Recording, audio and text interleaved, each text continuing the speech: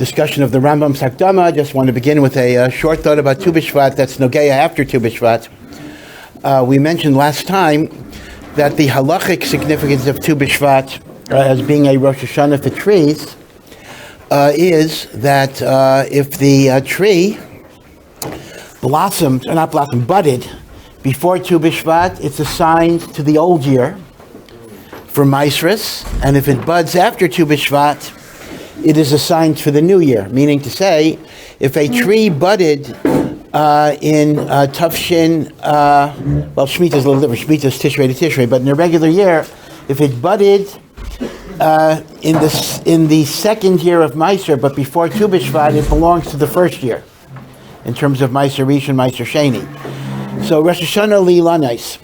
So the Talmud Yerushalmi that Taisus brings in Maseches Rosh Hashanah gives a very interesting reason, and it says that Tu B'Shvat is the day that the sap of a tree goes up, ready to produce the fruit, even though the fruit is not yet visible.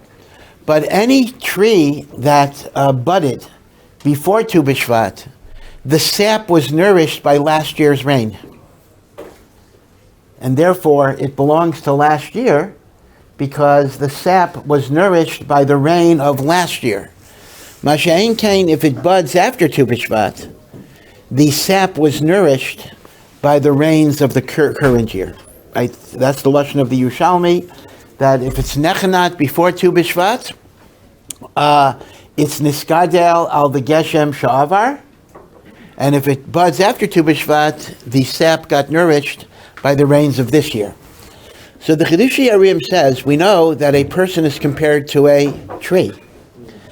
And the word Geshem, rain, does not only mean physical rain, but Geshem can include all of the spiritual blessings that Hashem gives us. The blessing of Torah, the blessing to be able to grow in Avodas Hashem. Now, those blessings depend on us actualizing them because we have to make free will. It's our Bechira, but still Hashem gives us potentialities. And that's called Gishmei Bracha. The rains of Bracha are referring to all of the hashpos, all of the beneficent, all of the influences Hashem puts into the world. So based on these two ideas, number one, that a person is compared to a tree, and number two, Geshem is not only referring to rain, precipitation, but it's referring to all of the spiritual blessings that Hashem gives us. The Chidushei Arim says a remarkable thing.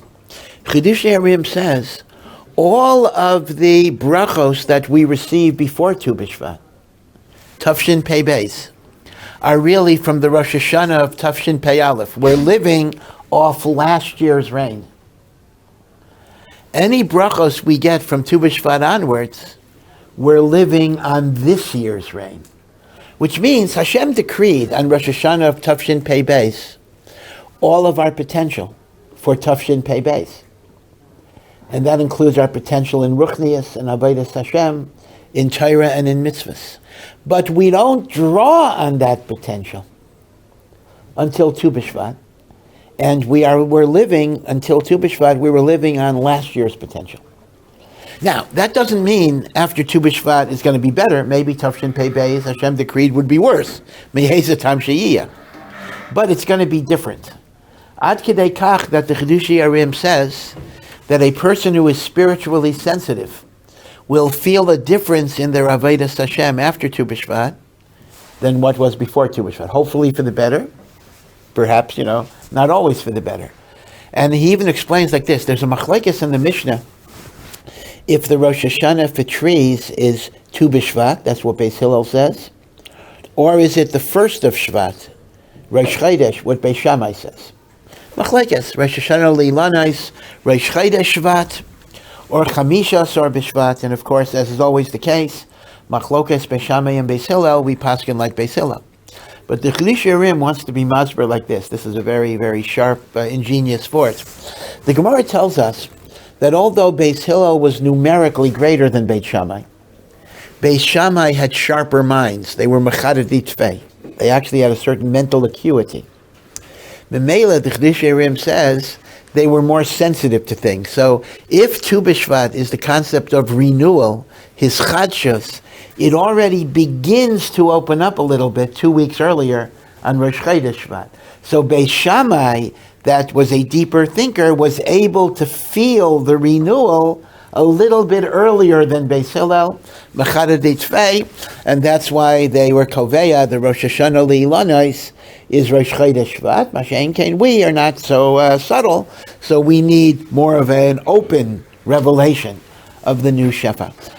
So, based on that, Rosh Hashanah Li'ilanois, Ki Ha'adam Eitz HaSodeh, I want to wish everyone a good year. It should be a productive year, and Be'ezras Hashem, it should be a year in which your Margish, the Tosefes Bracha, that hopefully Hashem made available to us on Rosh Hashanah. Right? Going back to Rosh Hashanah, it was like a treasure house that was locked. The treasure house is now open. Of course, you know that Tu B'Shvat in Lakewood is especially, if any of you are going to go to Lakewood and you're still unmarried, so Lakewood has the famous freezer in which Bachrim are not allowed to date until Tu B'Shvat. They have to be in yeshiva for a few months without dating. So Tu B'Shvat is considered opening the freezer and allowing new people who come to Lakewood to be able to date. So that itself is obviously his chadshus and the like. Okay, the famous Lakewood freezer. But okay, but be it as it may, let's go back to our union of the Torah Shebaal Peh. Basically, we're following the Rambam's Hakdama. Even though we're not doing it inside, I am more or less going in the order of the Hakdama itself. And although the Rambam is writing this as the Hakdama to the Perish HaMishnayos, but it's very, very clear, it's very obvious that the Rambam is not limited to explaining the Mishnah. The Rambam is explaining Torah Shebaal Peh as a whole. So really, this is the Hakdama to Torah Shebaal Peh. And after describing the features of the Mishnah, the 6 orders of the Mishnah, he then describes the role of the Gemara. Now, when the Rambam describes the Gemara, he's not describing the Yerushalmi at this point. He's describing the more familiar Gemara that we have, that is called the Talmud Bavli. And again, just to give you a sense of time, just to remind you again, the period of the Tannaim is more than 500 years. The first Tana is said to be none other than the namesake of our street, Shimon HaTzadik, who was one of the first Kohanim Gedolim of the Bayis Sheni. And Shimon HaTzadik was the last surviving member of the Anshe Knesset Hagdola, the men of the Great Assembly, which was started in biblical times by Ezra. Shimon HaTzadik was the last survivor, and therefore he is like the first Kohen Gadol of the post-biblical periods. He is the one who taught, of course, Al Shlosha Devarim Ha'olam Omed, the world stands on 3 pillars, Al HaTorah, on learning Torah, Al Avaida, divine service, Korbanos and Tefillah, and Gemilos Chasadim. This is the teaching of Shimon HaTzadik. So it starts from Shimon HaTzadik until Rav Yehuda Hanasi. Right, that is called the period of the Tannaim. Now, Shimon HaTzadik, just figure this out, was relatively towards the beginning of the Bayis Sheni. Not mamish the beginning, because that's still in Tanakh, but within a few decades of the Bayis Sheni. The Bayis Sheni stood 420 years. So I'm just being approximate. Let's take off 20 years. Let's say Shimon HaTzadik was 20 years after the Bayis Sheni was built. So you already have 400 years. And the Mishnah was written around 200 of the Common Era. Okay? So so what you have is you have the 400 years, and then the Mikdash was destroyed in the year 70. So the Mishnah was written 130 years after the Churban. So 400 plus 130, if you're following the Cheshbon, is 530 years. So the period of the Tannaim is a very, very large period. But the vast majority of the halachos in the Mishnah are from the latest part of the Tannaim, like the last 100 years. Rabbi Meir, Rabbi Akiva, right? All of this. I mean, how many halachos in the Mishnah does Shimon HaTzadik tell us? Actually, none at all. Basically, the only teaching of Shimon HaTzadik in the Mishnah is Al Shlosha Dvarim Ha'olam Omed, which means there were generations of Tannaim, who were technically Tannaim, who in fact did not necessarily have recognizable halachos that are stated in the Mishnah. Now, part of why that's so is that throughout this time there was a functioning Sanhedrin, and they would simply decide the halacha. So there was no machlokas anymore, meaning there may have been a machlokas among members of the Sanhedrin, but everything was decided. So the concept of machloksim, in which one person said this and one person said this, was essentially not preserved for most of the period of the Tannaim, because they were omed leminyan. Omed leminyan means they simply paskind things. It is only from the time of Beis Hillel and Beis Shammai that we begin to have the idea that even though there was still a Sanhedrin, but they didn't decide things because they left it, because they felt they were not on the madrega to make a definitive decision, so they left it to different local authorities, local poskim, local gedolim, so to speak, and therefore these Talmidim followed this Rebbe, these Talmidim followed this Rebbe, and Rabbi Hanasi incorporated these different inyanim. So the point I'm making is the period of the Tannaim lasted for over 500 years, but the period of machlokes only lasted around 150 years or so. Right? The last 150 years are almost all of the machloksim in the Mishnah. So the Mishnah is what you would call very much backloaded, meaning to say it's not front-loaded. It doesn't really give you a lot of discussions of the early generations of the Tannaim, but as we approach the Chorban Beis HaMikdash, that's when the machloksim got more and more varied. Okay, now, the period of the Amoraim means interpreters, began immediately after the Mishnah was written. In fact, in the lifetime of Yehuda Hanasi, the very first Amoraim were in fact the Talmidim of Rav Yehuda Hanasi. They include Rav. Rav's name was Abba, actually, but he was called Rav because he was like the rabbi. Just like Rav Yehuda Hanasi is called Rabbi, right, as the Tana. Rav is called Rav. And then you have Rabbi Yochanan, right? These words, and that's why the Gemara says sometimes that Rav has the status of a Tana. On one hand, he's the first Amora. On the other hand, he is of the generation of Rav Yehuda Hanasi, and is able sometimes to argue with Tannaim, right? It was known, Amoraim don't argue with Tannaim, but in the transitional generations, they sometimes did. Yeah. Sorry, you were saying before that the later Sanhedrins of the time of the Tannaim, like the later Tannaim, they didn't tend to pass in Halacha. Yeah. Weren't many of those Tannaim that we have in the Gemara on that Sanhedrin? Oh yes. But what I'm saying is, no, they were on the Sanhedrin for sure. But what I'm saying is that sometimes when there were, just like for example today, let's say you have a convention of Gedolim getting together, and the different Gedolim have different shitas. So a mahalach might be, we're not going to issue a final psak because different Gedolim have different shitas. So from the time of Beis Hillel and Beis Shammai, there was a hergesh that the Sanhedrin should not be machriya because different Gedolei Tannaim took different opinions, right? And they felt that they didn't have the clarity to be able to say for sure what was emes. So it was what you would call decentralized halacha.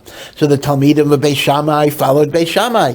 The Talmidim of Beis Hillel followed Beis Hillel, meaning halacha was different in different places because they were not omed leminyan. Yeah.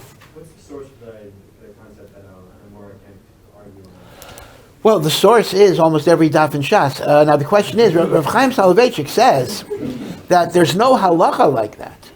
Halachically, an Amoraim could argue with the Tana because whatever, but they understood. They understood there was a lowering of. I mean, for example, let's take a very simple example. Is there any halacha? Is there any halachic reason why, if you read a psak of Rebbe Yosef, you can't simply say, I just disagree. I think he misunderstood the Gemara. Is there a rule that you're not allowed to do that? And again, you're not doing it just out of Kalas Reish. You really, really learned the sugya, and you say, Rabbi Yosef just got it wrong here. So, interestingly enough, halachically, you could argue with Rabbi Yosef. I mean, he's an achron, you're an achron. Right? We're all achronim here. So, what's the idea? The idea is, do I have the right to argue with him, even if no other posek says like him?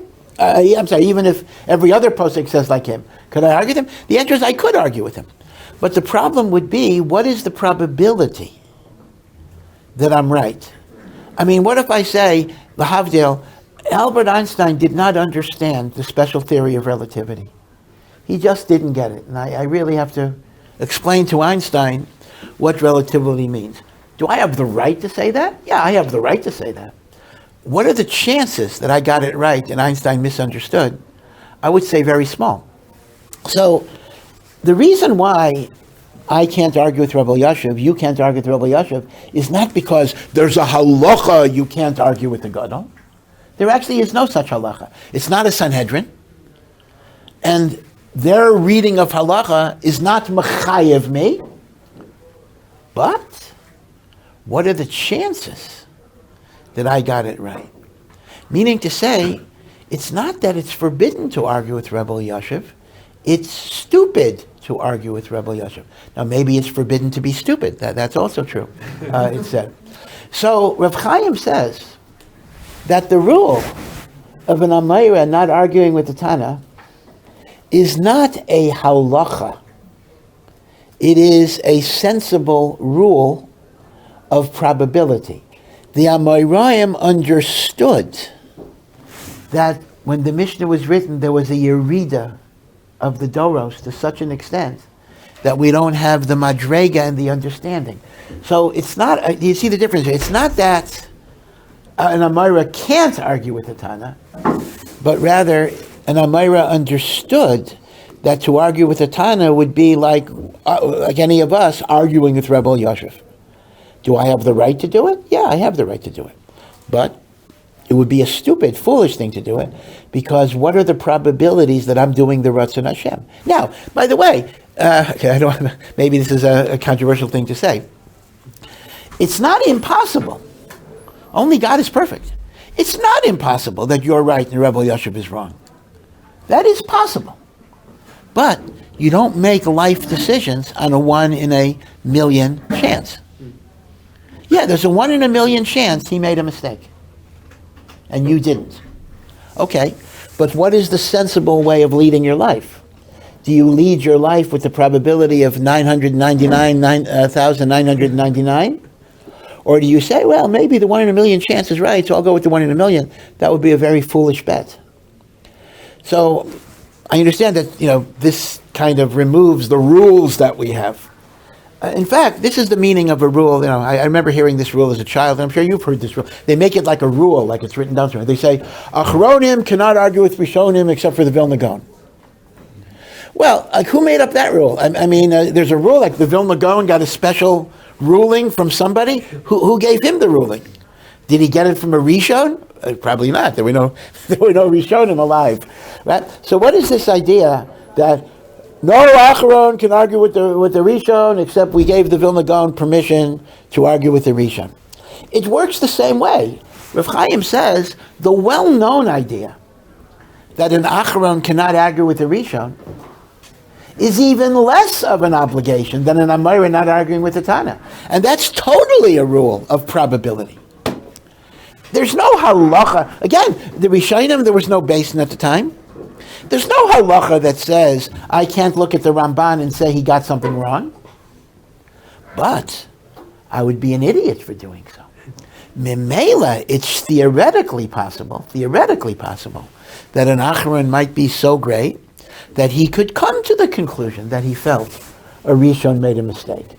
And basically, when we say you can only argue with the Rishon if you're the Vilna Gaon, we're basically saying you got to be as great as the Vilna Gaon to be able to be confident in your judgment.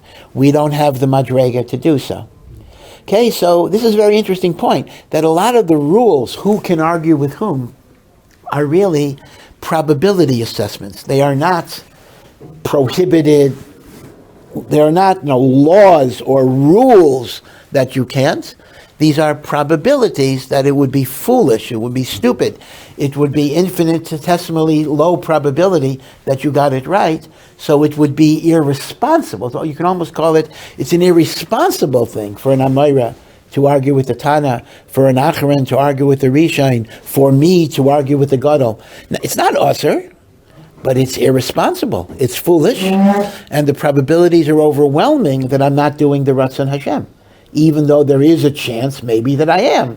But I can't make, you don't make a decision. You can walk through a minefield and, there's a chance you won't step on a mine. Okay, but, better to avoid it. Yeah. So on that principle, when there are two Gedolim, whether it be Amoraim, whether it be Tannaim, that are arguing with each other, like Rav and Shmuel, how do we, or later generations, have the ability to agree with one and not the other? Right. So number one, obviously, when you have a machlokas, you got to follow somebody, this or that. So I'll talk about this a little bit. I'll talk about how do you then determine halacha when you have machlokas. Yeah. That's two things. So right, because Rav is the contemporary, he's the Talmud of Rabbi, right? Yes. So if he comes from such greatness one generation after, and then an entire category of cases, I think it's monetary matters, if I'm right. We don't go like Rav. How do we reconcile with that? And second thing is, it's only one generation after the cutoff. So where does that disconnect come from Tannaim to Amoraim? Because it's only one generation over, and then there's an entire... Well, as I said, the very first generation, Rav, Rabbi Yochanan, some other people, they are transitional people. They are half Amora. So indeed, the full transition didn't take place until Rav's Talmidim, the second generation. Now, in terms of your point that as great as Rav was, there are areas of halacha. Of course, Rav is always arguing with Shmuel. Right? That's Rav and Shmuel. There's a big source of machlokas and shas. And what is the rule in halacha? The rule in halacha is when it's a matter of isser v'heter, is something permitted or usser, we follow Rav over Shmuel. But when it comes to mamonis, property matters, the halacha is we paskin like Shmuel over Rav in dinei mamonos. And the question is, if Rav is like a Tana, what gives Shmuel the right to argue, and why should I follow Shmuel over Rav? But the answer is, as I say, Shmuel himself, number one, had a connection to Rav Yehuda Nasi. So Shmuel himself might have the status of a quasi-Tana. And at that point, it was just known that Shmuel's expertise was in Mamonos was even greater than Rav. In other words, you can have two Gedolim, and both of them are great in Kol HaTorah. But even Gedolim have specialties, meaning to say that somebody is especially great in Hilchos Shabbos, and another person is especially great in Dinei Mamonos. Now that doesn't mean the other person was ignorant, God forbid. That other person was an absolute gadol in everything. But when you got to decide, you look at just like in these swimming races, right? The difference between a gold medal and a silver medal in the Olympics might be a hundredth of a second sometimes. That's why they shave off their body hair. Now they don't want to be slowed up in the water. So the differences might be small, but there still are going to be differences. For example, Shlomo Zalman Auerbach, who certainly was a goyin b'chol haTorah kula, but it was known that Hilchos Shabbos was his special expertise. That's why every sefer in Hilchos Shabbos is filled with psukim of Rav Shlomo Zalman Auerbach. Like that was his special baby, so to speak. Other Rabbanim have specialties in other areas. Okay, so the period of the Tannaim ended with the Mishnah. We immediately have the period of the Amoraim. There are Amoraim both in Eretz Yisrael, like Rav Yochanan, and in Bavel. Let me point out, though, that although you might be tempted to think, the Talmud Yerushalmi is the Amoraim of Eretz Yisrael, and the Talmud Bavli is the Amoraim of Bavel, that's not quite true. Because in the Talmud Bavli itself, there's quite a lot of Amoraim who lived in Eretz Yisrael. Rav Yochanan and Reish Lakish are Amoraim of Eretz Yisrael, and they are in the Talmud Bavli thousands of times. Okay, now it is true that the Yerushalmi tends not to have so many Babylonian Amoraim, but the Babylonian Talmud has plenty of Eretz Yisrael Amoraim. Now Rav himself was an immigrant. Rav was from Bavel. He learnt in Eretz Yisrael by Rav Yehuda Hanasi, and then he went back to Bavel, and he started the great yeshiva of Surah, which was the main yeshiva in Bavel for a very, very long time, and the like. So the Amoraim discussed the Mishnah. They learned the Mishnah. The Mishnah was their textbook. There were yeshivos in Bavel, yeshivos in Eretz Yisrael, and the Rambam tells us that the work that we know as the Gemara has 4 different purposes. Purpose number 1, which is the most obvious, is to clarify the Mishnah by raising ambiguities, raising contradictions, trying to understand what the Mishnah means, trying to understand the reasons for the Mishnah, because sometimes the Mishnah does not give you the reason. And the Amoraim did this through a question and answer format, which would use things like Breitowitz and Toseftas to try to clarify the Mishnah. So in a sense, you can imagine our Mishnah is our primary sefer, and the Rabbi reads a Mishnah, right, just like a Beis Medrash. And someone asks a question, someone gives an answer, someone gives a refutation of the answer, someone says, oh, what about this Tosefta, what about this Brisa? Now, keep in mind that the Gemara itself was not written down for hundreds of years, meaning we had a Mishnah. Shortly after the Mishnah, we have the Tosefta. So those were in writing. But the Shakla V'Tarya, the discussions were taking place in many different places over many years, over centuries, as a matter of fact. Right? So again, the Babylonian Talmud was finished around the year 500 approximately. So you're dealing with the period of Amoraim shorter than the Tannaim. If the Mishnah is 200, you're dealing with 300 to 400 years of Amoraim activity. So the Rambam says the first thing the Gemara does is explain the Mishnah, give sources for the Mishnah, give reasons for the Mishnah, resolve contradictions in the Mishnah, clarify that the Mishnah is talking about a particular case and not other cases. And it does it by questions, by answers, by refutations, by using Tosefta and other Brisos to make its point. And that is the ultimate goal. In fact, the word Gemara itself actually means to clarify, right, the Mishnah. And the word Amoraim, I mentioned to you, means interpreter, because the Amoraim saw their tafkid to be the interpreters of the halachos of the Mishnah. So that is the first thing the Gemara does, and that's the obvious thing the Gemara does, to analyze a Mishnah. And in fact, every commentary on the Mishnah later is based on the Gemara, whether it's the Bar Tanura, Tosis Yomtev, Teferes Yisrael, Kahati, Art Scroll. I mentioned Siyata D'Shmaya, Rav Shmaya Greenbaum's wonderful, wonderful work. But if you're writing a commentary on the Mishnah, you're looking at what the Gemara says and incorporating the Rambam himself in his Perish Mishnayos is based on what the Gemara says. Now, the Rambam then says there's a second role in the Gemara. And the second purpose of the Gemara, and this is a little problematical, is to tell you who the halacha is going to be when the Mishnayos give you machloksim. One of the purposes of the Gemara is to give you a halacha psuka. And the Rambam defines this as a purpose of the Gemara to give you the halacha. Now, this is a big problem, because one of the things you notice when you learn Gemara is that most of the time, the Gemara will give you machlokes and will say, Rabbi Meir holds this, Rabbi Yehuda holds this, Rabbi Akiva holds this, and will ask questions and answers, etc. But it doesn't tell you who you follow.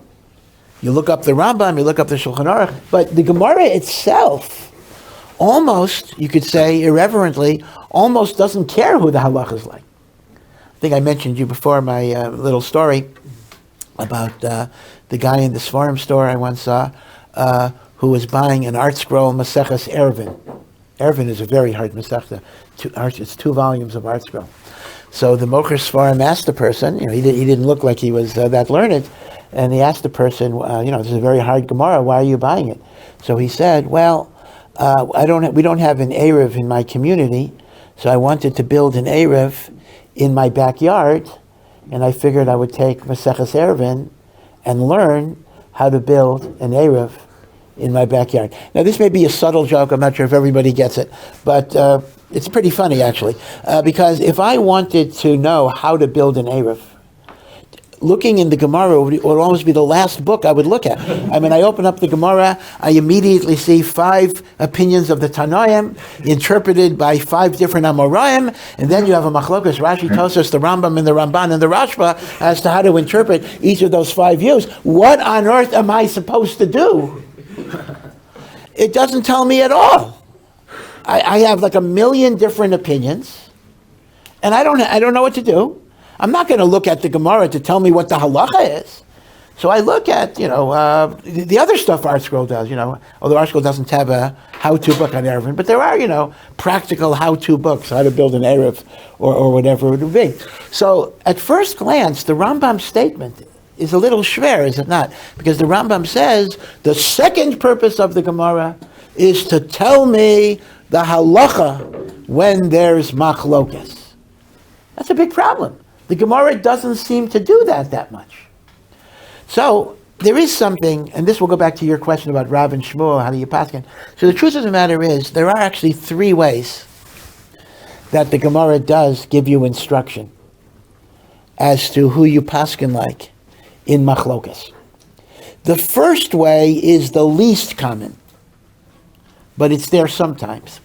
And that is sometimes at the end of a sugya, there will be a statement, halacha so-and-so. Once in a while, you will actually encounter a statement concluding the sugya, halacha karav, halacha kishmu. So, in that case, although this is a little ambiguous too, the Gemara, and what do I mean by the Gemara? The Gemara itself is telling you who you paskin like. Now, what does that even mean? What does it mean, the Gemara itself is telling me? Who is the Gemara? The answer would be, the Gemara would be none other than Ravina and Ravashi, meaning the period of the Amoraim spans hundreds of years. Ravashi and Ravina had to undergo the same type of process Rabbi the Hanasi did with the Mishnah, to gather either oral testimonies or written documents, records, of discussions in hundreds of years, in many, many places, how the Mishnah was analyzed. I mean, imagine, for example, you had 100 yeshivos in Bavel and in Eretz Yisrael. Okay? And they were all learning the Mishnayos over for years. And they had discussions, they had questions, answers, etc. That's why a lot of the Gemara is anonymous, right? A lot of the Gemara doesn't tell you. Sometimes it tells us the person who asked and the person who answered. But sometimes it doesn't tell you. There is an anonymous voice in the Gemara. There's an anonymous narrator. So the emes is, the anonymous narrator is not Ravina and Ravashi. In fact, when Ravina and Ravashi talk, their names are mentioned. Ravashi, talks. Rather, Ravashi is working from transcripts. Imagine, let's say in Eretz Yisrael today, imagine that we took a transcript of everything that went on in the center today, and we also have a transcript of what went on in the Mir Yeshiva, and in Lakewood, and in Panovich. So imagine Ravashi is going through all of these papers, figuring out what are the good questions and what are not such good questions. What are the questions we should incorporate? What are the answers we should incorporate? And that's how the Gemara was, so to speak, cobbled together. And the anonymous voice is simply because these were questions that were just asked in the base medrash. We didn't necessarily have a record of who said what. And that's why, by the way, an answer to a question may not have been a response to that question. I mean, for example, let's say the Gemara asks a question, and then it says, Amar Rav Simi Barashi, an answer. You have to understand, it's not that somebody asked him a question and he gave an answer. Rather, he gave a teaching. Ravashi is saying, that teaching is a good answer to this question. You get what I'm saying? In other words, it's not always a dialogue, meaning in the Gemara, there are many different scenarios. There is the dialogue. I'm sitting in the base medrash with you, and I ask you a question, and you give me an answer. Sometimes that's how it was. And sometimes there is a question that somebody in Mir asked, but somebody in Panovich said something that would answer the kasha of the guy in Mir, and Rav Ashi is looking at all of this material and says, oh, okay, what he said is a good answer to this question. So not every answer to a question was said as an answer to a question. I think if you think about this, you see how remarkable the composition of the Gemara is, how hard it was to do. I mean, it took Rav Ashi 50 years to do it, 60 years to do it, because he's going through hundreds of years of stuff, and he's creating the sugyas, so to speak. He's taking questions, bringing in answers, etc. So sometimes it's dialogue, and sometimes it's the editorial work of being mechaber different pieces together. So the first way, I'm sorry. So I mentioned that the Gemara sometimes says at the end of the sugya, halacha so and so. That is part of Ravina and Rav Ashi's work, that they were koveya at the end of the period of the Amoraim. In other words, halacha and so was not in the transcript from Mir. It was not in the yeshiva discussion. It was Rav Ashi's chosem, his seal, at the end of the sugya when it's finally put down.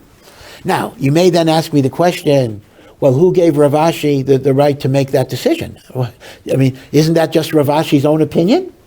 The answer is no, because the Gemara was not just the work. Ravina and Rav Ashi were the chief editors, but this was done with the agreement of all the Chachmei Yisrael. And even though there was no Sanhedrin, but the Rambam learns over and over again that if a majority of the Chachamim get together and they agree on something, that has the status of a decision of the Sanhedrin. So the first way the Gemara decides halacha, the Gemara, meaning the finalization of the Gemara by Ravina and Rav Ashi, was by simply declaring at the end of a sugya, halacha ke so and so. And the Rambam says the authority of that is this was the haskama of Raiv of the Chachamim of the time, and even though it was not a Sanhedrin, the Rambam says that has the status of a Sanhedrin. Which means, in other words, it didn't become a final halacha till the Gemara was written down, meaning for the hundreds of years, different people paskin different ways. There was not a final decision.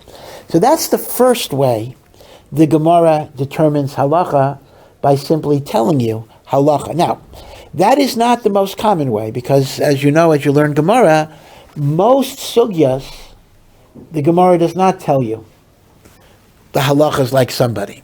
Okay? But it does this sometimes, and when that happens, you got a pretty good answer that that's halacha. Did you want to say something? Yeah. Yeah.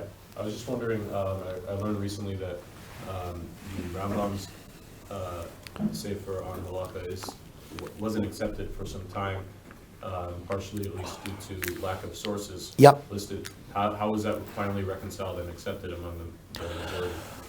Oh, the Rambam's book? Yeah. Well, first of all, the Rambam Halacha is not accepted among the majority. I mean, the Rambam's book is accepted as a magnificent book, but we often don't pass like the Rambam.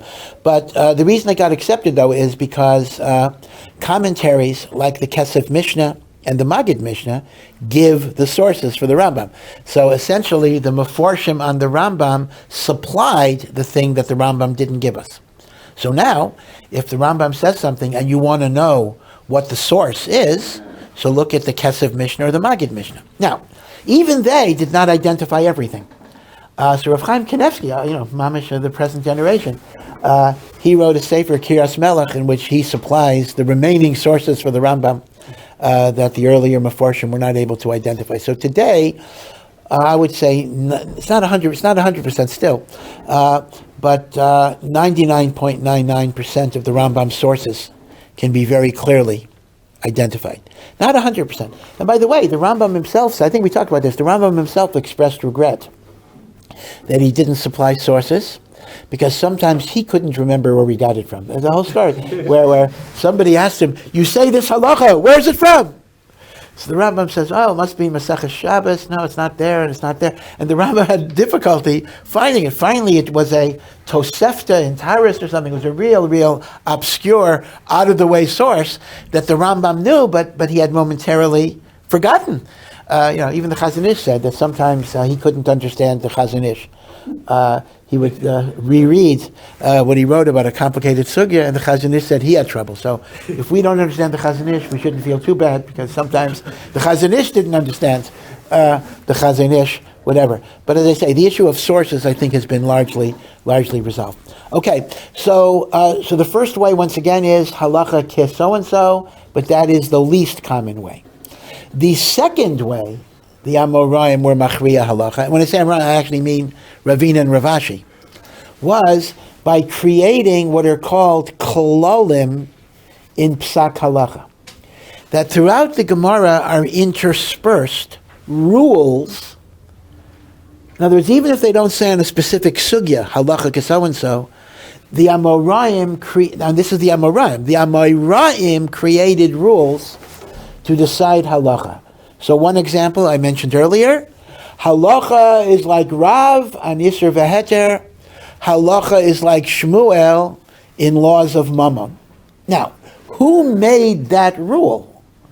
That rule, well, obviously it has to be from the Amoraim, because Rav and Shmuel are Amoraim, but those rules were really Ravina and Ravashi, based on the Chachmei Yisrael, decided in certain areas we should follow. Now, the same way they made rules for Amoraim machloksim, they made rules for Tannaim machlokis. An example, halacha is always like Rabbi Akiva against anybody else. Now, that's not a law in the Mishnah. The Mishnah does not state such a rule. This is a creation of the Amoraim who had to decide halacha, and they decided, and by virtue of Rabbi Akiva's greatness, he should be more authoritative. Or a machlokes Rabbi Meir and Rabbi Yehuda. Halacha is like Rabbi Yehuda. Now, we don't always know the reason for it. Obviously, there must have been a judgment as terms of comparative knowledge or whatever. The criterion are not always spelled out. In other words, I can't always tell you why. But all I can tell you is, Amoraim created rules of psak halacha. And when I say Amoraim, I mean Ravina and Ravashi at the end of the Tekufa. And these are the rules that in turn guided Rambam, Tur, Shulchan Aruch, the Sifrei Halacha are following the klolim of psak that are in the Gemara itself. So that's. Well, the klolim are not in one place. I mean, I can scatter through Shas. Now, I can direct you. There are svarim from the Rishonim that gather them together. There's a Sefer Halichos Olam, or if you look at the back of Maseches Brachos, you'll see Kololei Hashas from the Sefer Yad Malachi. In other words, there are books that gather together these kolalim, but in Shas itself, it is scattered. So a lot of them happen to be Maseches Eruvin, but they're all over the place, right? So the Amoraim did want to build into the Gemara. I mean, I'm just defending the Rambam, right? The Rambam says that the second purpose of Gemara is to tell you the halacha. So the kasha we had was, what do you mean tell me the halacha? The Gemara doesn't tell me the halacha.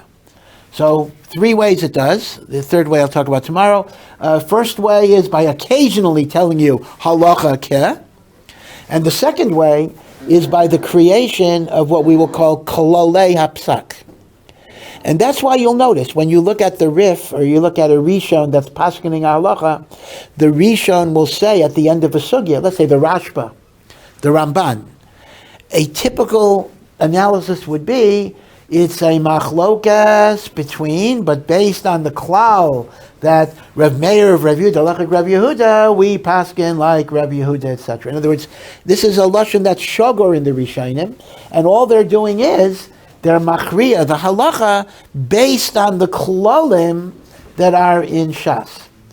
And sometimes when a Rishon doesn't paskin like that, other Rishonim will ask on him, how can you not paskin like that? You're violating the klolei hapsak. And the Rishon's answer will be the third principle that we'll talk about tomorrow. There's a third principle that's involved, and that is what is called a rihata de sugya. Rihata de sugya means the context of a sugya is indicating to you indirectly who you should paskin like. It's like, I'll give you a very quick example, but I'll go over this tomorrow at more length. Let's assume you have a a sore leg, right? Your leg is hurting. So you'll tend to put your weight on the leg that's not hurting, right? You favor the good leg, is the expression. So sometimes you see that a sugya seems to be favoring a certain view. Like all of the analysis of this view and that other view is kind of ignored a little bit. And that's kind of a hint that Ravina and Ravashi, now why they did it indirectly, I'm not sure, but the hemshech of a sugya might be indicating to you which way the halacha should follow, and that can even override the klali hapsak. Because remember, the klali hapsak are not halacha Moshe Sinai. The klali hapsak was the judgment of Ravina and Ravashi as to who should be more reliable, but that judgment is subject to exceptions. They looked at every machlokas independently, and sometimes they decided that maybe we shouldn't follow the normal klal, and this should be an exception. And that's totally legitimate, because they made up the klal anyway. I mean, they made the klal. It's not halacha Moshe Sinai, and then they could determine that there'll be an exception here. And that is called the riyata. The riyata is the context of the sugya. And that's a big thing in Rishonim. Rishonim will often say the mashmos of the sugya is a certain way, i.e. Ravina and Ravashi are merames in the way they structure the sugya, which way the halacha should go. So these are the three ways that the Gemara indicates to you what the halacha l'maisa should be. Sometimes by actually saying the words halacha ke somebody. Sometimes by fashioning klalim of psak. And sometimes by writing the sugya in such a way that you see which is the favored leg, so to speak, which is the leg that is being favored. And that's a subtle process sometimes. That third way is where you can have a lot of machloksim, in which some Rishonim understand that the sugya is favoring a certain view, because that's much more subtle. That's not a direct statement. And other Rishonim say, well, maybe not. So that's where you'll often get a machlokas, how you paskin in terms of how do you understand the ebb and flow of the questions and answers sequence of a sugya. And that's where there'll be controversy. The klali apsak are more or less cut and dried. And of course, halacha ke is beferish, but this third way is where you get into a lot of dissension. Okay, so that is the second goal of a Gemara, to try to teach me directly or indirectly what is halacha l'maisa. Okay, we'll continue tomorrow.